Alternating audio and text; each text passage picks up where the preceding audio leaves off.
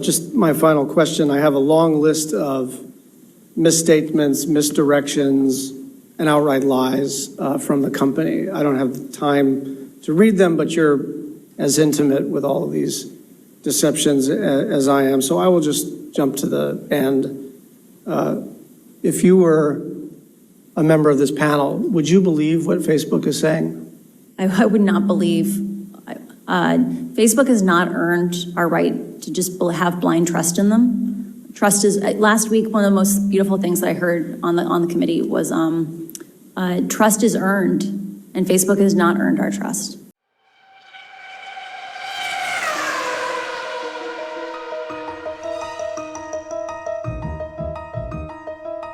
The platform, the algorithm instead rewarded more outrage and sensationalism. And I think Facebook would say that its algorithms are used to connect individuals with other friends and family that are largely positive.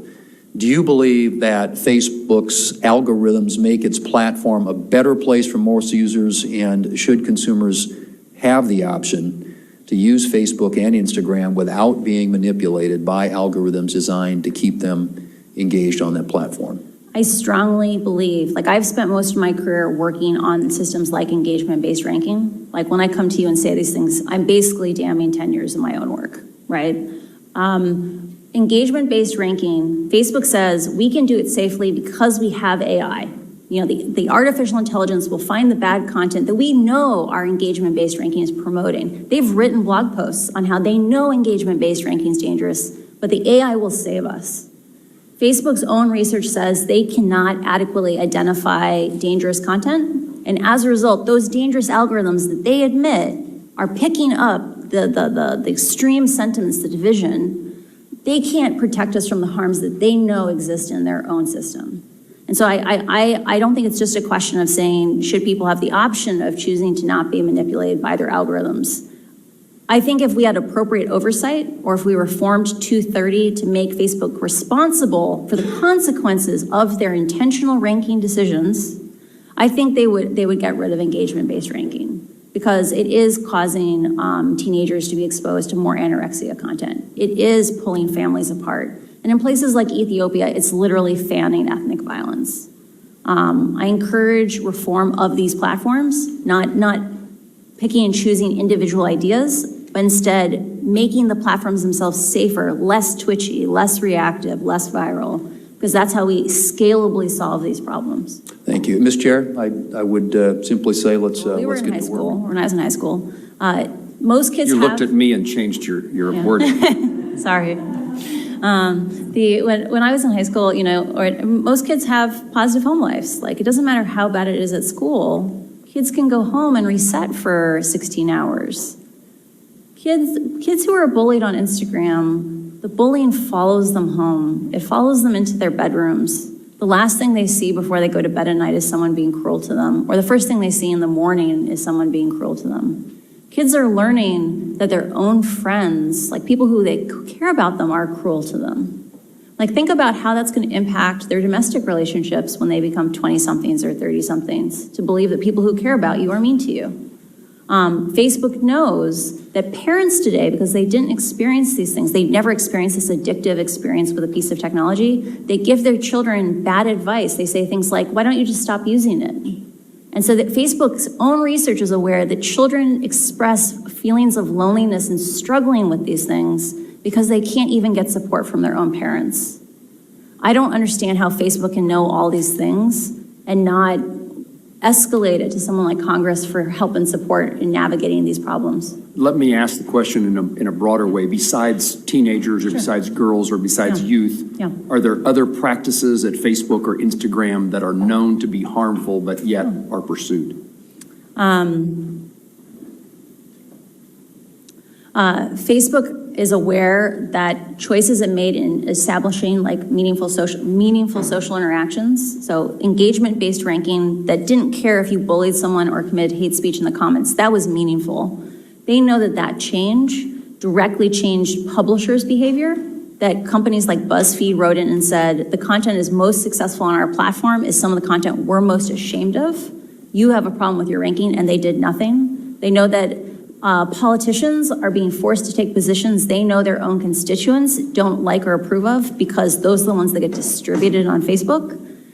That's a huge, huge negative impact. Facebook also knows that they have admitted in public that engagement-based ranking is dangerous without integrity and security systems, but then not rolled out those integrity and security systems to most of the languages in the world.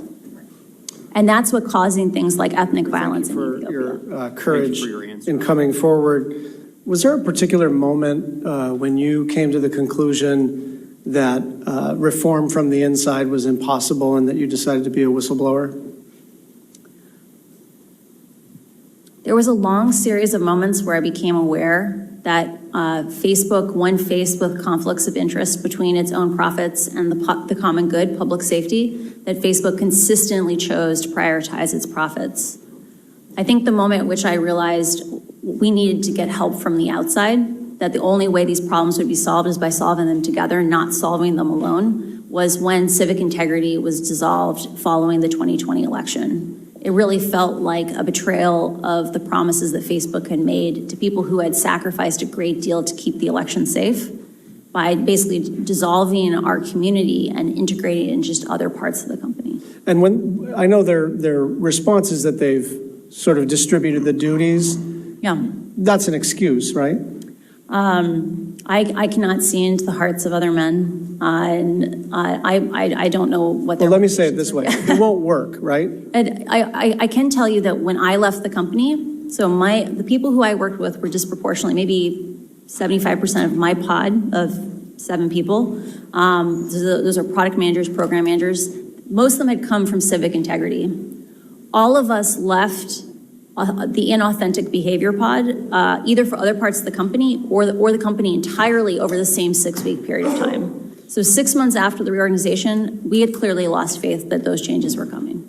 You said in your opening statement that they know how to make Facebook and Instagram safer. Mm-hmm. So, thought experiment. You are now the chief executive officer and chairman of the company. What changes would you immediately institute? I would immediately establish a policy of how to share information and research from inside the company with appropriate oversight bodies like Congress. I would give proposed legislation to Congress saying, here's what an effective oversight agency would look like. I would actively engage with academics to make sure that people who are confirming are Facebook's marketing message is true have the information they need to confirm these things. And I would immediately implement the, quote, soft interventions that were identified to protect the 2020 election. So that's things like requiring someone to click on a link before resharing it, because other companies like Twitter have found that significantly reduces misinformation. No one is censored by being forced to click on a link before resharing it. Thank you. I want to pivot back to Instagram's targeting of kids. We all know that they announced a pause, but that reminds me of what they announced when they were going to issue a digital currency. And they got beat up by the U.S. Senate Banking Committee, and they said, never mind. And now they're coming back around, hoping that nobody notices that they are going to try to issue a currency. Now, let's set aside for the moment the sort of the business model, which appears to be gobble up everything, do everything. That's the growth strategy. Do you believe that they're actually going to discontinue Instagram Kids, or they're just waiting for the dust to settle? I would be sincerely surprised if they do not continue working on Instagram Kids, and I would be amazed if a year from now we don't have this conversation again. Why? Facebook understands that if they want to continue to grow, they have to find new users. They have to make sure that the next generation is just as engaged with Instagram as the current one. And the way they'll do that is by making sure that children establish habits before they have good self-regulation. By hooking kids. By hooking kids. I would like to emphasize one of the documents that we sent in on problematic use examined the rates of problematic use by age, and that peaked with 14-year-olds. It's just like cigarettes. Teenagers don't have good self-regulation. They say explicitly, I feel bad when I use Instagram, and yet I can't stop. We need to protect the kids. Just my final question. I have a long list of misstatements, misdirections, and outright lies from the company. I don't have the time to read them, but you're as intimate with all of these deceptions as I am. So I will just jump to the end. If you were a member of this panel, would you believe what Facebook is saying? I would not believe. Facebook has not earned our right to just have blind trust in them. Trust is, last week, one of the most beautiful things that I heard on the committee was trust is earned, and Facebook has not earned our trust. Don't forget to like, dislike, subscribe, and comment. Safe Space Cafe. And always, have a good day.